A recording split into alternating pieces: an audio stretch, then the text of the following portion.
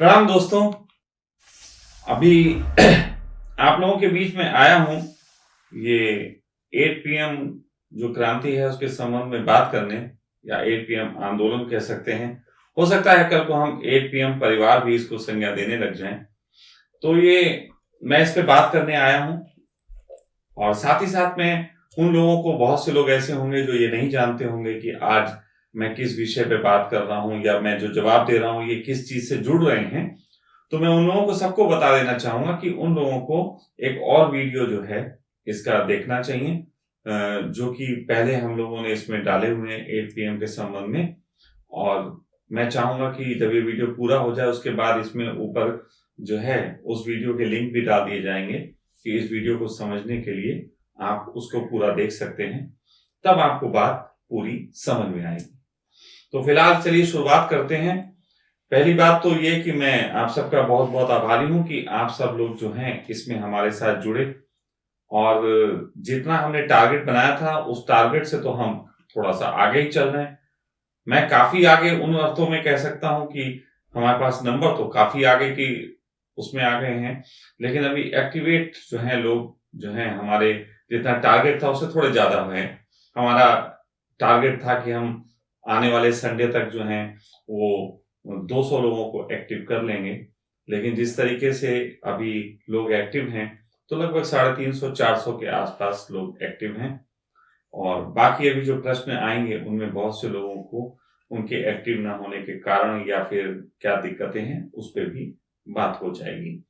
तो मैं चाहूंगा आप प्रश्न थोड़ा सा बताएं कौन कौन से आए हैं जिन पे बात करनी है। एमडी आजाद जी का एक प्रश्न है। हम्म। सर जी, मैं इस काबिल तो नहीं कि आपको कुछ राय दे सकूं, बट मुझे लगता है अगर हो सके 8 पीएम क्रांति 10 पीएम रखा जाए तो ज्यादा बेहतर हो सकता है, क्योंकि जुड़ने वाले लोग अलग अलग वर्क कैटेगरी के ही होंगे और वर्तमान के चलन सभी को देर से सोने की का लत लग चुका है।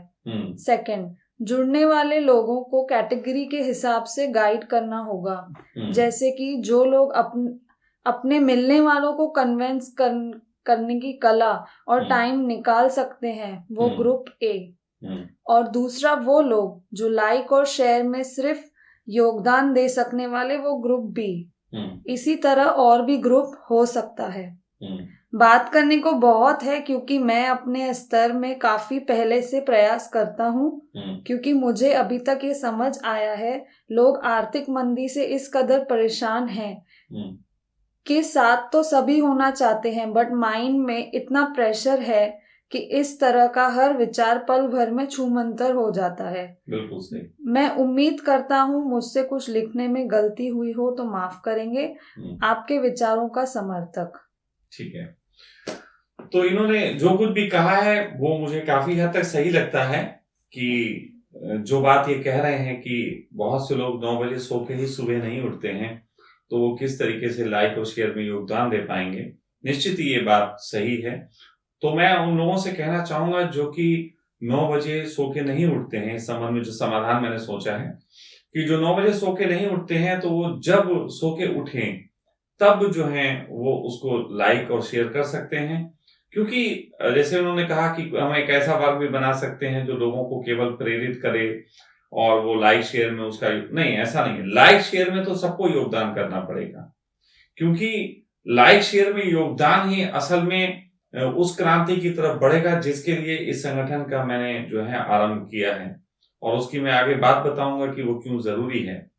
तो लाइक और शेयर करने के लिए, हाँ, मैंने पहले कहा था जिस तरीके से बहुत लोगों को भय हो सकते हैं कि वो अपनी आईडी से इसमें नहीं जुड़ना चाहते या कुछ, तो ऐसे लोगों को मेरा सजेशन है कि वो अपने आप जो है अपनी आईडी से लाइक ना करके एक वर्चुअल आईडी, एक झूठी आईडी कह सकते हैं जिसको मैं, वो बना सकते हैं। उस आईडी पे फोटो मोदी जी का लगा सकते हैं, किसी का भी जिसको वो पसंद नापसंद करता हो, क्योंकि नापसंद वालों के फोटो भी जब लाइकिंग में आएंगे तो पसंद का काम करने लग जाएंगे। इसलिए मैं चाहता हूं कि उन लोगों को लाइक और शेयर की तरफ तो जरूर बढ़ना चाहिए, क्योंकि उसी से ये क्रांति दम लाएगी, मजबूती लाएगी। तो पहली तो बात यह है कि आप लोग जो लोग ये डरते हैं वो ये बना लें अपने से ना सही तो किसी और आईडी से वो ये करें।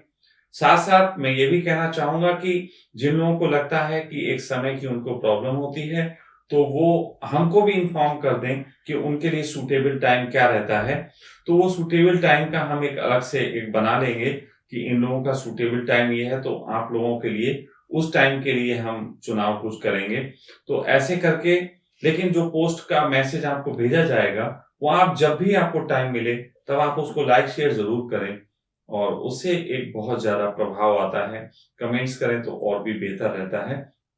हो सकता है आगे चल के हम इसमें शेयरिंग कभी को ऐसा भी कहें कि हटा देंगे, कभी हम ऐसा भी कहें कि कमेंट्स को ज्यादा करने की जरूरत नहीं है, क्योंकि वो सब एक सिस्टम के तहत होता है, उसके भी कारण हैं, और वो कारण भी आप लोगों को जानने जरूरी होंगे।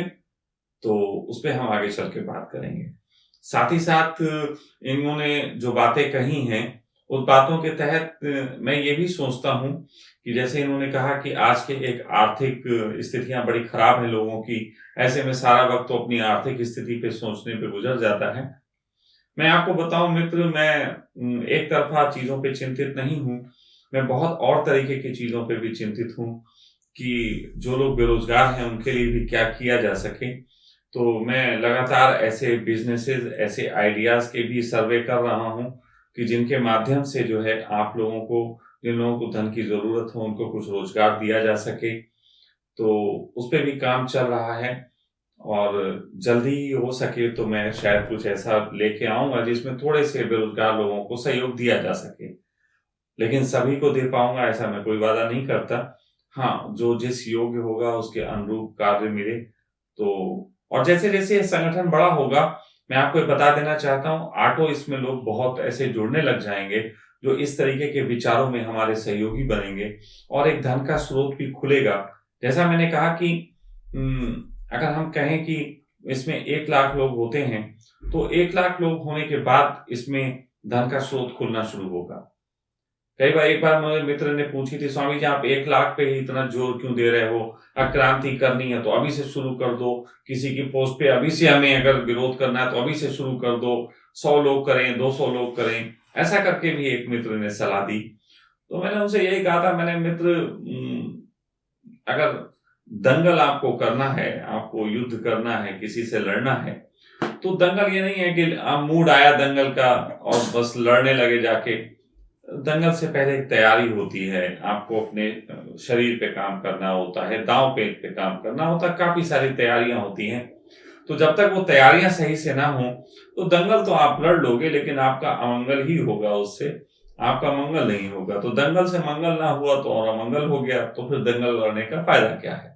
इससे अच्छा तो आप दर्शक रहें तो वो ज्यादा अच्छा है।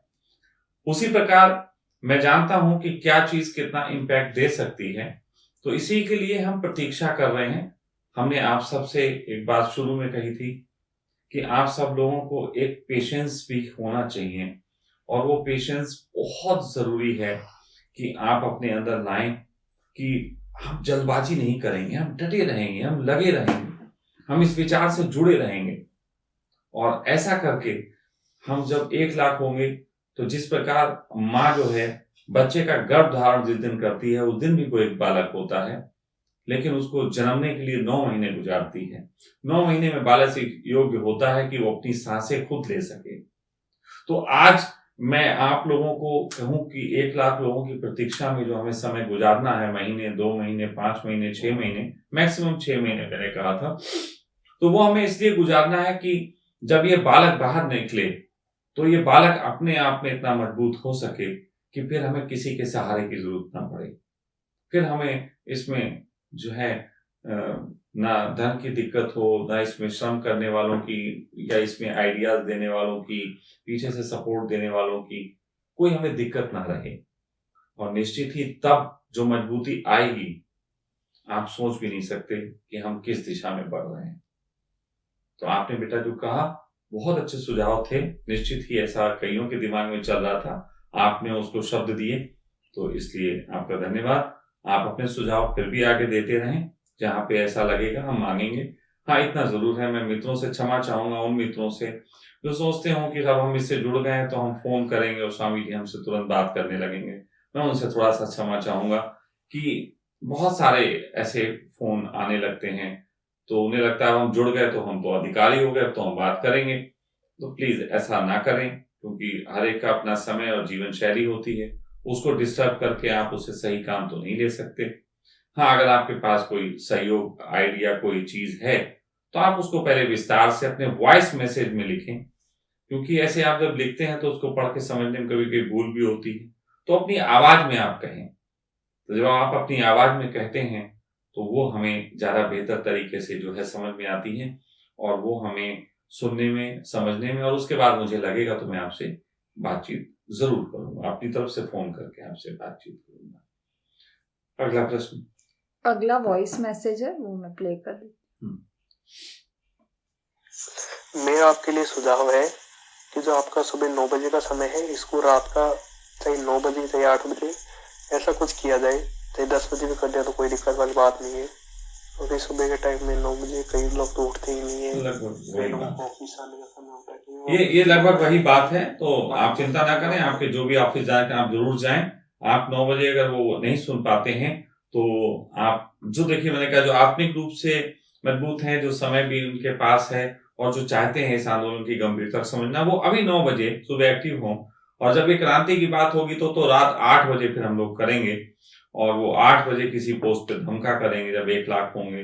या हो सकता है, मैं ये भी एक सोच रहा हूँ, विचार है इसमें, कि हम 5,000 से भी इसका लोगों को अपनी तरफ खींचने का काम कर सकते हैं, ताकि वो हमें सुने समझें कि आखिर ये नई क्रांति एक जन्म रही है।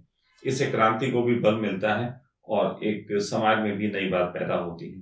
तो इस पे हम लोग आगे चल के निर्णय लेंगे, बैठेंगे, बात करेंगे कि किस तरीके से होता है। आप में से जो लोग अपने विचार भेजते रहेंगे, ज्यादा एक्टिव रहेंगे लगातार, तो वो लोग हमसे जूम ऐप पे भी जुड़ सकते हैं। जिन लोगों के विचार अच्छे आएंगे, उनकी हम एक अलग फिल्टर करके लिस्ट बना लेंगे कि कौन कौन लोग हैं जो इसमें वैचारिक रूप से भी सपोर्ट कर रहे हैं इस आंदोलन को बेहतर बनाने के लिए। तो उनके साथ फिर हम जूम मीट किया करेंगे। उस जूम मीट में जो है वो हम उसको देख के, उसको रिकॉर्ड करके, किन लोगों ने क्या सलाहें दी, उस पर हम लोगों का क्या डिस्कशन हुआ, फिर वो लोगों के बीच हम डाला करेंगे, ताकि उन लोगों को भी समझ में आए जो जूम मीट में शामिल नहीं हुए। क्योंकि जूम मीट में 100 लोगों तक तो हम लोगों को ले सकते हैं, हमारा ऑलरेडी सब्सक्रिप्शन है उसमें। क्योंकि एक मित्र ने सलाह दी थी आप इस तरीके का कोई यूज करें जिसमें 10-12 लोग जोड़ लें। तो नहीं मित्र, हम 100 जोड़ सकते हैं, हमारे पास ऑलरेडी सब्सक्रिप्शन है, हमारी सखा की पाठशाला चलती है, तो हमारे पास उसमें लोग जुड़े हुए हैं। तो हम जो भी लोग सलाह देंगे, अच्छी सलाहें देंगे, उनको इसमें हम जरूर जोड़ेंगे। तो अपनी सलाहें हमें लगातार भेजते रहें, हम तक वो पहुंचती रहेंगी, तो उस पर काम होगा। जी, आगे। अगला प्रश्न प्रतीक का है। मैं जानना चाहता हूँ कि जोर से बोलें थोड़ा। मैं जानना चाहता हूँ कि आपके विचार हमें किस दिशा की ओर ले जा सकते हैं। ये प्रतीक का प्रश्न है। ये प्रतीक किस दिशा में ले जा सकते हैं, ये तो बस ऐसा जान लीजिए कि हम आपको भविष्य में ले चल रहे हैं। भविष्य जो है, और भविष्य में जो संगठन, या हम तो इसको परिवार कहेंगे, हम 8PM परिवार इसको धीरे धीरे बोलेंगे। ये 8PM परिवार है। तो इस परिवार में जो है हम एक इसको नए दिशा में लेके जाना चाहते हैं भविष्य में। जैसे कोई व्यवसाय करता है, तो वो अपने पुत्र को अगर उस व्यवसाय से जोड़ता है, तो उस व्यवसाय की भविष्य की संभावनाओं के संबंध में भी बात करता है। तो मैं आपको बता दूं कि हम लोग जो हैं, जिस भविष्य की यात्रा कर रहे हैं, उस भविष्य में वर्चुअल जगत का बहुत ज्यादा जो है इस्तेमाल होने वाला है। भविष्य में जो क्रांतियां होंगी, वो क्रांतियां जो हैं वो ऑनलाइन होंगी।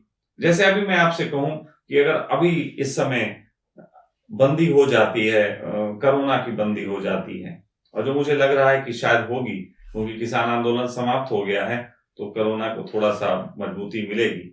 तो ऐसी कंडीशन में अगर ये कोरोना की बंदी हो जाती है, तो आपके पास क्या हथियार है अपनी आवाज उठाने का, अपनी बात कहने का, लोगों से अपनी मदद मांगने का, लोगों से कनेक्ट होने का? क्या क्या आपके पास जो है हथियार है? तो आपके पास जो जरिया है, जो हथियार है, वो हथियार केवल और केवल आपके पास जो है वो इंटरनेट का, मोबाइल का सहारा है। इसी के माध्यम से आप लोगों से कनेक्ट हो पाएंगे।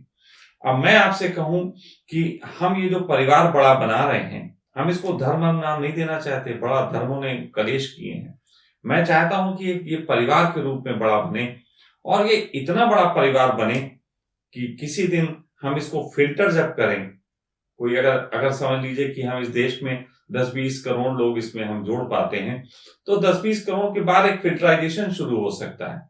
वो फिल्टराइजेशन शुरू होने के बाद सपोज दैट एक फिल्टर हो गया, एक फिल्टर, ऐसा फिल्टर हमने इसमें बना लिया जिस फिल्टर के बाद जो है हम ये डिसाइड कर सके कि किस शहर में कितने लोग हैं हमारे 8 PM परिवार के।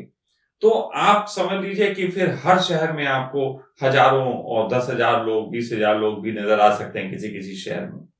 तो वो उस शहर की एक कम्युनिटी हो सकती है, जो कम्युनिटी केवल ऑनलाइन ही नहीं, रियल टाइम में भी लोगों से कनेक्ट करेगी।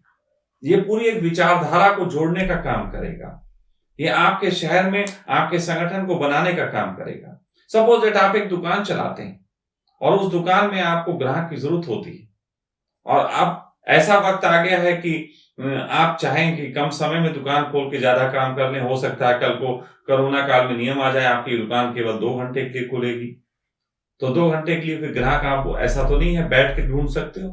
तो ऐसा संभव है कि अपने इतने सारे अगर मेंबर हों और एक ही शहर में हों, तो उनसे एक आह्वान किया जा सकता है कि उस शहर में फला लोग हमारे हैं, वो ये कार्य करते हैं, उनकी ऐसी दुकान है, उनको ऐसे जॉब की जरूरत है, तो कोई एम्प्लॉय को रख सकता है, कोई एम्प्लॉय बन सकता है, कोई किसी की दुकान से कोई प्रोडक्ट खरीद सकता है, और ये सिस्टमेटिक एक आवाज के तहत हो सकता है, एक बात के तहत हो सकता है। इसमें बहुत संभावनाएं हैं। आप इसकी अनंत संभावनाओं को अगर आप दिमाग से सोचने चलेंगे, तो आप, मैं कह सकता हूं कि पूरा ब्रह्मांड इसमें समाहित हो सकता है। ये बहुत बड़ी चीज है, इसको आप छोटा मत समझें। और मैं आपको जो ले चल रहा हूं, तो मैं आपको एक सुनहरे भविष्य की तरफ लेके चल रहा हूं। मैं आपको एक ऐसे भविष्य की तरफ लेके चल रहा हूं जहां पे सतयुग का आरंभ दोबारा से हो सकता है। लोगों की बहुत तरीके की समस्याएं हैं जिनको वो बात करना चाहते हैं, लोग सुनना चाहते हैं, लोग सुनते नहीं, लोग बात नहीं करते, बात करने वाले नहीं मिलते। इसमें मैं जानता हूं कि इसमें इतनी अनंत संभावनाएं समाहित हैं कि हम केवल और केवल बातें ही नहीं, हम लोगों का रियल टाइम मदद भी कर सकते हैं, हम लोगों के इलाज में मदद कर सकते हैं, हम लोगों के व्यापार को बढ़ाने में मदद कर सकते हैं, हम किसी को रोजगार दिलाने में मदद कर सकते हैं। सरकार आखिर क्या करती है? सरकार आखिर क्या करती है कि सरकार के पास जो है इतनी ताकत इकट्ठी होती है? सरकार भी तो एक विचारधारा है। प्रधानमंत्री कोई इससे अधिक काम थोड़ी ना करते हैं जितना मैं करता हूं। प्रधानमंत्री बस ज्यादा सिग्नेचर करते होंगे, मैं शायद सिग्नेचर बिल्कुल ही नहीं करता। लेकिन अगर एक बड़ी संख्या आपके साथ आपके विचार को मानने के लिए, समझ को मानने के लिए, सत्य के तल पे, प्रेम के तल पे, आनंद के तल पे, मैत्री के तल पे अगर खड़े होते हैं, तो हम हर चीज कर सकते हैं। मैं आपको ये बताऊं, आप पूछते हैं कि हम किस ओर बढ़ रहे हैं, मैं आपसे ये बताऊं कि आप किस ओर बढ़ना चाहते हैं, मुझे बताएं, और मैं कहूंगा हाँ, इस ओर बढ़ रहे हैं। बल्कि मैं ये कहूं कि अगर मैं आपसे प्रश्न करूं कि मुझे पूछो कि इससे क्या ये किया जा सकता है, नहीं कि मैं बताऊंगा कि वो किया जा सकता है, या मैं कहूं आप बताओ कि क्या नहीं किया जा सकता इससे। ये अगर 1 लाख तो हमारा आरंभ होगा, 1 लाख बाद तो बालक जन्म लेगा। 8 PM क्रांति, 8 PM परिवार का जन्म जो है 1 लाख लोगों पे होगा। जन्म के बाद तो बढ़ेगा ना। अगर 100 साल का किसी का जीवन होता है, तो आप ये समझ लीजिए कि बच्चा पैदा ही हुआ 1 लाख रुपए लेके, तो 100 साल में वो कहां जाएगा? और 100 साल की मैं बात नहीं कर रहा हूं, मैं तो फिर 100-200 दिन में बात कर रहा हूं। 1 लाख आदमी जिस दिन हो जाएगा, उसके बाद हम 100 दिन में 100 गुना हो चुके होंगे, 100 गुना, और वो फिर उसी रफ्तार से बढ़ेगा।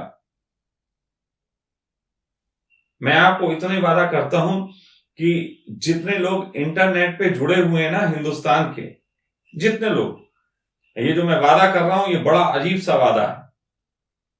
मैं ये कह रहा हूं कि जितने लोग हिंदुस्तान में इंटरनेट यूज करते हैं, या फेसबुक के जितने सदस्य हैं, या जितने लोग यूट्यूब देखते हैं, किसी भी सोशल मीडिया प्लेटफॉर्म पे जितने लोग उपस्थित हैं, अगर उतने सारे लोग मेरे साथ 8 PM में उपस्थित हो जाएं, तो मैं पूरे देश की अर्थव्यवस्था का जितना धन होता है उतना धन सरकार को दे सकता हूं। यानी कि सालाना जो इस समय बजट है वो 25 लाख करोड़ रुपए का है। और जितने आप लोग अगर इतने शामिल हैं, अगर इतने मेरे साथ जुड़ते हैं, तो मैं आपसे 1 रुपया नहीं मांगूंगा और इतने रुपए का बजट सरकार के हाथ में रख दूंगा 1 साल में कि आप पकड़ो। सरकार जो देश का खर्चा चलाती वो हम देते हैं। इससे बड़ी और क्या बात कह सकता है कोई? और ये कैसे होगा, इसके भी पूरे प्लान्स हैं। आप ये मत सोचो ये लफाजी है, इसके पूरे प्लान है कि ये कैसे हो सकता है, किस तरीके से इतना धन आ सकता है। मैं कह रहा हूं कि लोगों को, बहुत से लोग ऐसे होंगे जिनको कोई प्रेम करने वाला नहीं मिला होगा। हो सकता है कि ये संगठन कल को प्रेम की दिशा में भी कुछ ऐसा कार्य करे कि लोग अपने ईमानदारी से अपने व्यक्तित्व के साथ अपने एक प्रेम की तलाश कर सकें। हो सकता है फिर एक मैं लिस्ट मंगाऊं कि फला फला लोगों के जीवन में प्रेम नहीं है, तो जरूरी नहीं है कि कोई जो है वो टिंडर टाइप की साइट कोई खोले जाके। वो ऐसा भी कर सकता है कि अपनी पूरी हिस्ट्री भेज दे और मैं उसको लिस्ट आउट करके डाल दूं, भाई ये लोग हैं, ये लड़के हैं, लड़कियां हैं, और आप अपने में से देखिए इनसे कौन प्रेम कर सकता है। इनको समझदारी के साथ बहुत कुछ हो सकता है।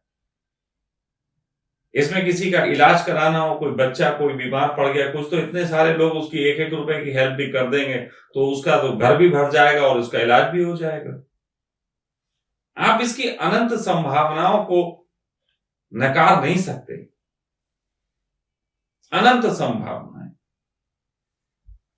मेरा जो लालच है वो मैं आपको पहले ही बता चुका हूं कि मेरा तो सिर्फ एक ही लालच है कि मैं किसी दिन ऐसा हो कि इस जगत में आनंद के गीत गा सकूं, घर घर जाके मांग के खा सकूं। मैं इस जगत को इतना इस योग्य बना दूं कि मैं जिस घर को कुंडी खटखटाऊं वो घर मुझसे ये ना कहे कि हमारे घर में खुद खाने को नहीं। अगर कभी ऐसा हो सका कि मैं इस जगत को इस योग्य बना सका, तो फिर मैं मांग के खाना पसंद करूंगा।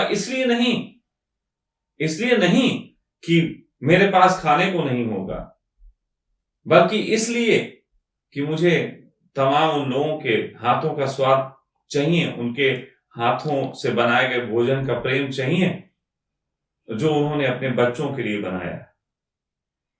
सबका बच्चा हो जाने में क्या बुराई है? मैं तो चाहता हूं कि मैं जिस दिन इस पृथ्वी से विदा हूं, तो उस समय तक मैं लोगों के दिलों में जिंदा रह जाऊं। मैं मरना नहीं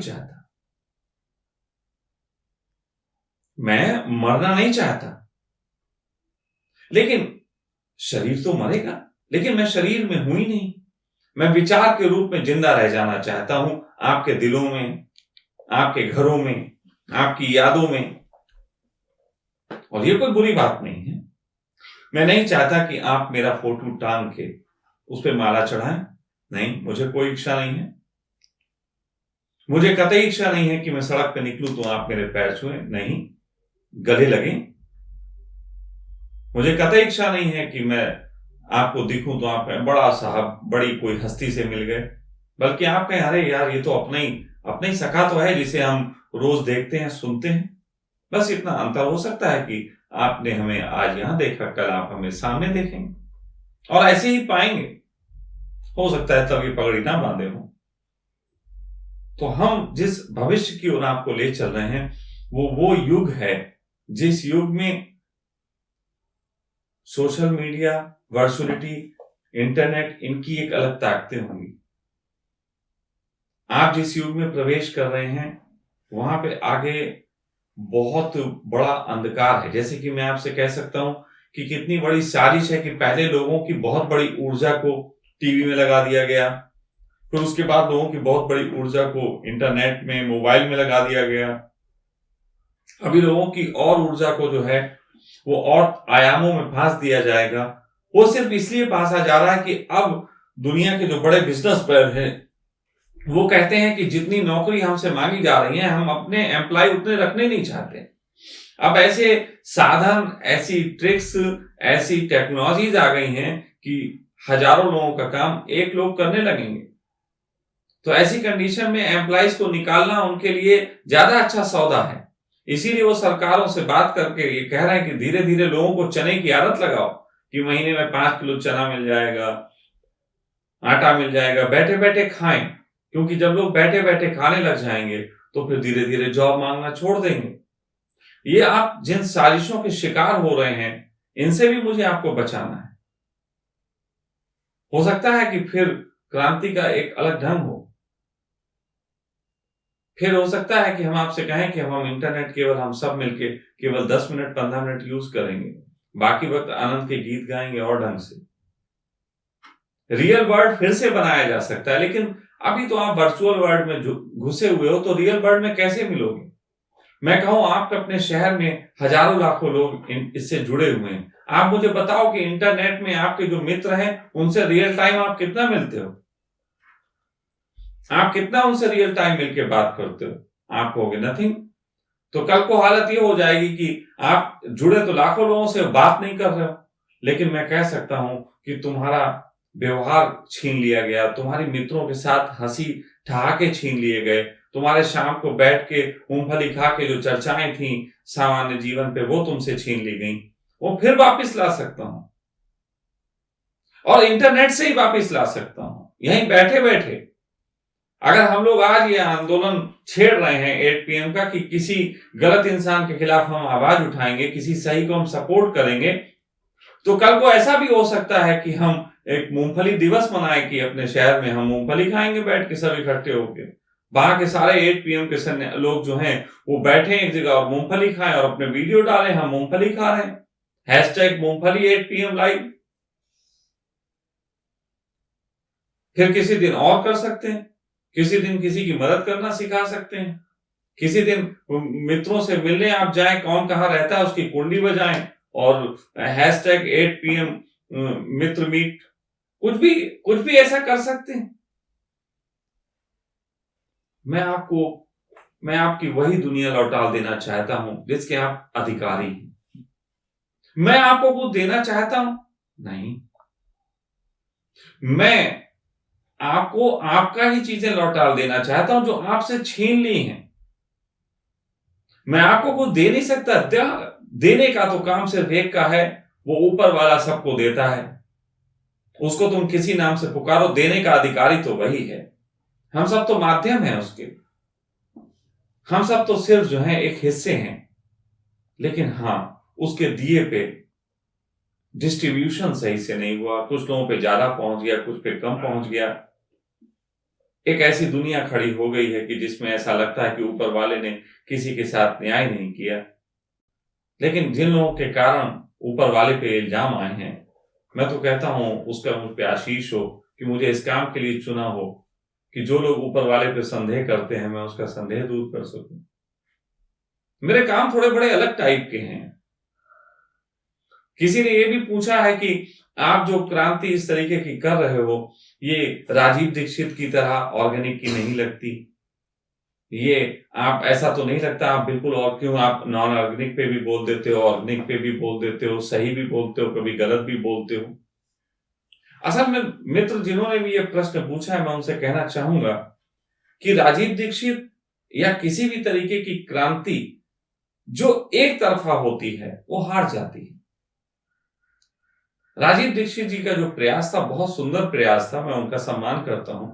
बहुत अच्छे वक्ता के साथ साथ बहुत अच्छी नॉलेज भी देके गए। लेकिन आपको पता है कि जब भी पूंजीवाद में लड़ाई होती है, एक अध्यात्मवाद की या मानवतावाद की, तो हमेशा ही पूंजीवाद जीत जाता है। क्योंकि पूंजीवाद जो है वो उस पदार्थ की तरह है जो दिखाई तो देता है, और मानवतावाद जो है ये उस परमात्मा की तरह है जो बहुत अच्छा है लेकिन दिखाई कहीं नहीं देता। तो पदार्थ जीत जाता है। मैटर सब हमको नजर आता है, आंखों से दिखाई देता है, हाथों से छूने में आता है। तो मैं चाहता हूं कि उस लड़ाई को हम बहुत स्वीट ढंग से जिए। जैसे मैं ये भी नहीं चाहता कि कुछ लोग ऑर्गेनिक को इतना बढ़ावा दें कि ऑर्गेनिक के बढ़ावे देने में वो अहंकारी हो जाएं। कल मैं आपको बात बताता हूं, कल बड़े मजे की बात है। कल मुझे एक मित्र हैं, मैं नाम नहीं लेना चाहूंगा, उन्होंने मुझे किसी का नंबर दिया, परसों की बात है। उन्होंने मुझे किसी का नंबर दिया कि आप इनसे बात करिएगा स्वामी जी, इन्होंने ऑर्गेनिक पे बड़ा काम किया है, होम्योपैथ पे बड़ा काम किया है। वो बुजुर्ग व्यक्ति थे। खैर ठीक है, उन्होंने नंबर दिया था उनको, तो उन्होंने कॉल किया कि भाई देवांग ने हमें नंबर दिया है, आप बात करिए। तो मैंने उन आदमी से कहा चलो ठीक है, बात करता हूं। जब मैंने उनसे बात की तो बात करते करते मुझे ऐसा लगा कि वो बड़ा बस अपनी ही बातें कहने में ही रस है। जब भी कोई आदमी लीग से हटके काम करता है थोड़ा सा, तो वो बहुत ईगोइस्टिक टाइप का हो जाता है।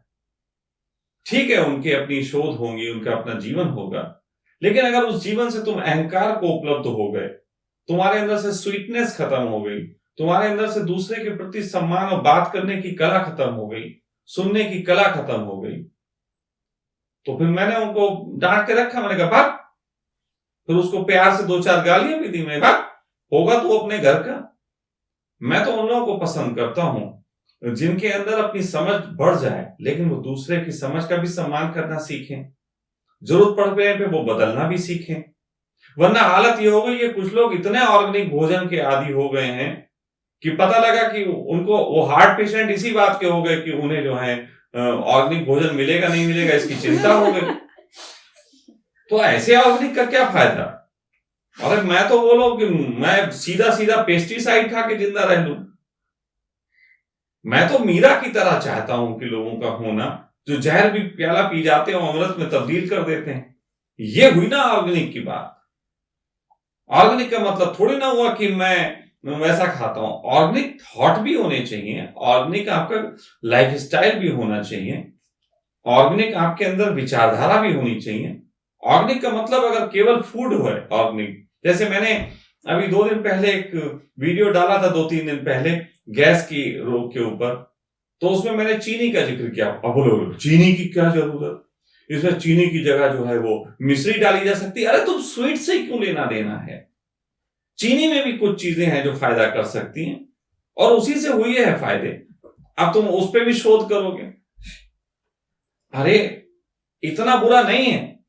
अगर इतना ही बुरा है, अगर तुम्हें लगता है कि जो भी अनऑर्गेनिक चीज है इतनी बुरी है, तो तुम अपने घर में अपने सारी चीजें जो अनऑर्गेनिक रखी निकाल के फेंक के दिखाओ। तुम्हारे घर में तुम मानने लगे हो कि राजीव दीक्षित को तुम्हारे अम्मा बाप और सब तो नहीं मानते।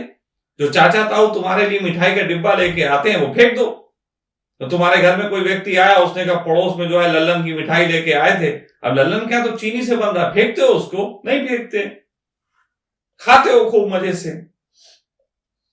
अरे देखो, मैं कम से कम इतना ही कह रहा हूं, मैं झूठा नहीं हूं। मैं आपको बताऊं, मैं ऑर्गेनिक अनऑर्गेनिक मिक्स करता हूं। मैं खाता हूं हर चीज। शरीर में जितनी जरूरत जो है अमृत की, उतनी जहर की भी है। परमात्मा भी ऐसे ही है। परमात्मा में जीवन भी है, मृत्यु भी है, सुख भी है, दुख भी है, कांटे भी हैं, फूल भी हैं, दिन भी है, रात भी है, अच्छे हैं, बुरे हैं। परमात्मा के जगत में शैतान भी पैदा हुआ, बिल्कुल उसकी जरूरत है। मैं चाहता हूं इंसान को जो है ऐसा व्यक्तित्व बनना चाहिए कि अच्छे बुरे दोनों को समाहित करके आनंदित रह सके। ये हुआ रियल ऑर्गेनिक। हमें अच्छा ही मिलता रहे तब तक हम अच्छे रहेंगे, बुरा मिला तो हम पागल हो गए, तो ये कोई ऑर्गेनिक हुआ? हम तो कहें कि हम इतने अच्छे हो जाएंगे कि थोड़ा बहुत तो बुरा भी हम हजम कर सकते हैं। जैसे मैंने सबसे बड़ी मिसाल दी मीरा की। मीरा बनो ना, कि पिया विष का प्याला और फिर भी उसको अमृत की तरह जी गई। लेकिन अब लोग समझेंगे कि राजीव दीक्षित, अब मैं कोई कंपटीशन कर ही नहीं रहा, ना मैं कॉपी कर रहा, ना मैं कंपटीशन कर रहा, ना मैं कॉपी कर रहा हूं। कॉपी कर रहा होता तो मैं उन्हीं की तरह चुन चुन के शब्द व्याख्यान वैसे ही करता। कंपटीशन कर रहा होता तो मैं उनको बिल्कुल डिनाई करता। नहीं, मेरा कंपटीशन ना कॉपी। जितना बेहतर है मैं उतना लूंगा। मुझे तो सदा डेवलपमेंट में रस है। जो बंदर बंदर होने से राजी नहीं थे, वो उठ के मनुष्य हो गए, चलने लगे। कुछ बंदरों ने कहा कि इसे फायदा क्या, वो उनके बच्चे आज भी बंदर हैं, क्योंकि पृथ्वी से बंदर खत्म थोड़ी ना हो गए। इसका मतलब है कुछ लोगों ने अस्वीकार किया होगा तो उनकी प्रजाति पीछे रह गई। तो मैं नहीं चाहता मेरी प्रजाति में आगे भी सखा पैदा हो। मैं चाहता हूं महासखा पैदा हो, महासखा पैदा हो, महा सखा पैदा हो, महा इक्वल टू वो क्या लगाते हैं वो वाले सखा पैदा हो। मैं कोई अटक गया हूं किसी एक जगह, मैं कोई मनुष्य की जो संभावनाएं होता है उसका अंतिम छोर थोड़ी ना हूं, है ना। मैं आरंभ हूं। मैंने दायरे तोड़े हैं उस समाज के जिसमें मैं पैदा हुआ। मैंने अपने पिता की सामर्थ से आगे जाके काम किया। मैंने अपनी मां की संभावनाओं को और विस्तार दिया है। मैं तो विस्तारवादी हूं। मैं इस परमात्मा के जगत में जहां पे विस्तार के रूप में पदार्थ फैला चला जा रहा है, वहां मैं आनंद का विस्तारवादी हूं। मैं उस पदार्थ के साथ आनंद को भी उतने विस्तार से फैलाना चाहता हूं जिस तरीके से परमात्मा काम करता है। फूलों के विस्तार में खुशबू का विस्तार परमात्मा का विस्तार है। चांद के विस्तार में चांदनी का विस्तार परमात्मा का विस्तार है। उसी प्रकार मैं चाहता हूं कि तुम्हारे जीवन में जो कुंठा, जो गिल्ट, जो दुख, द्वेष जो बैठ गए हैं, लड़ाई, हिंसा, गलत तरीके की जीवन शैली और जीवन दर्शन, उसके बीच में एक सखा दर्शन भी विस्तार हो।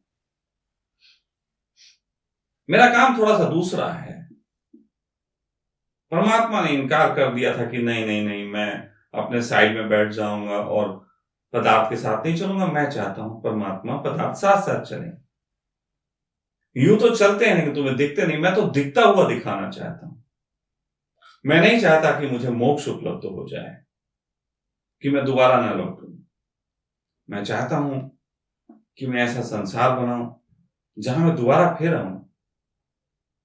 मैं यही आनंद के गीत बार बार गाना चाहता हूं।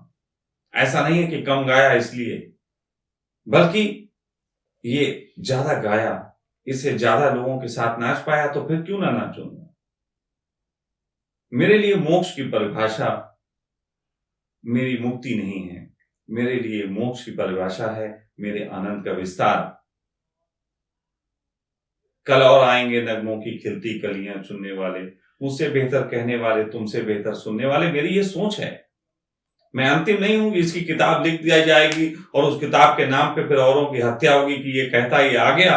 मैं किसी मंसूर को सूली नहीं देना चाहता कि अनहला कह दिया था तो इसलिए उसको मार दूं। मैं तो चाहता हूं कि जितने भी लोग अनहला चिल्लाएं उनको जाके गले लगा लूं। ऐसी पब्लिक होनी चाहिए। उन्होंने कहा तुम भी आ गए।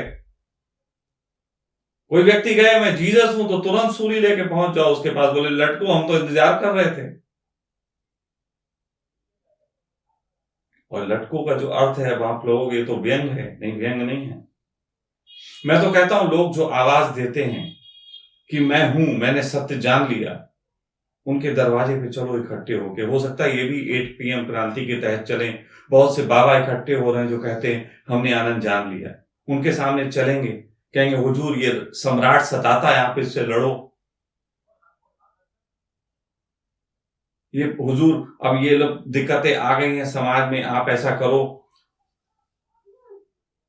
उन लोगों को याद दिलाओ अच्छे काम करने की। ये बकवास प्रवचन दिए पड़े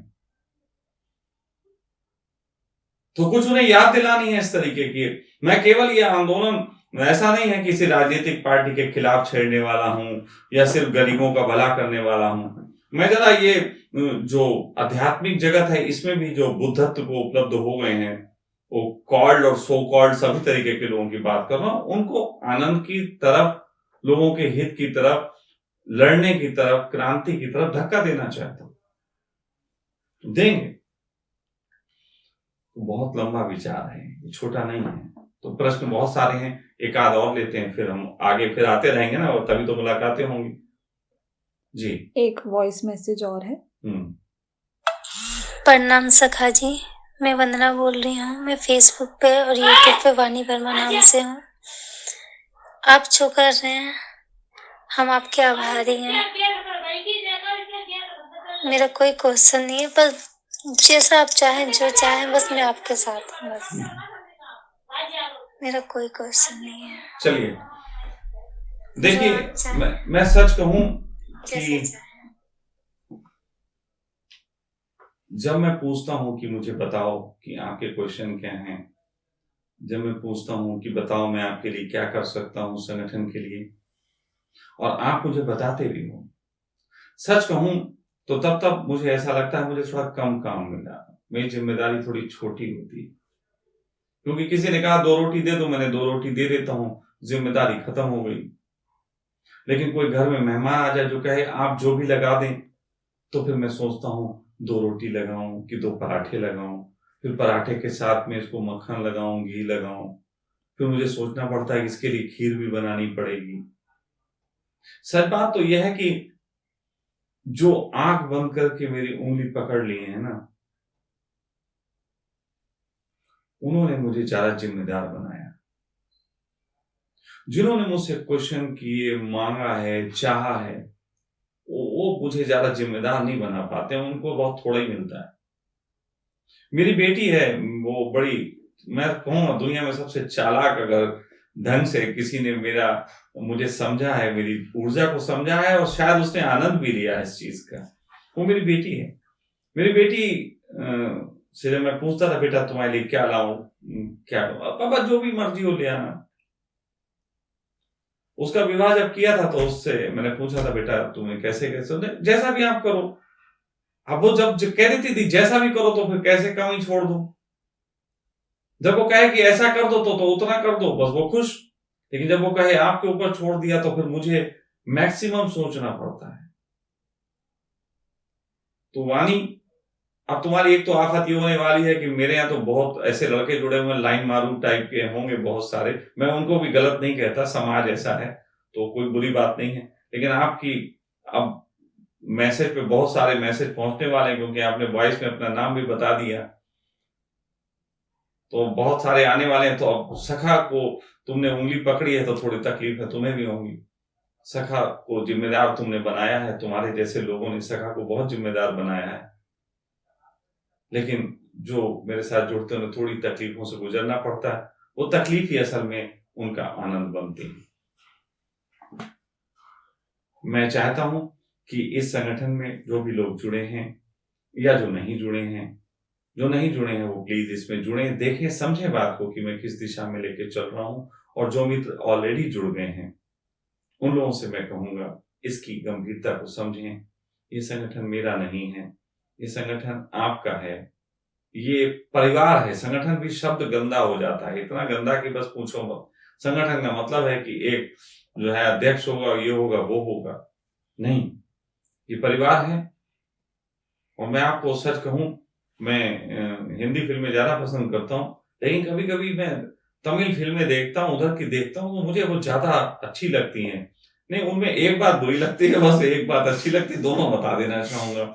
मुझे एक बात अच्छी लगती है कि उसमें सभी लोग जो दिखाए जाते हैं वो मानवता के लिए कुछ करने वाले हीरो होते हैं, वो मुझे बात बहुत जचती है।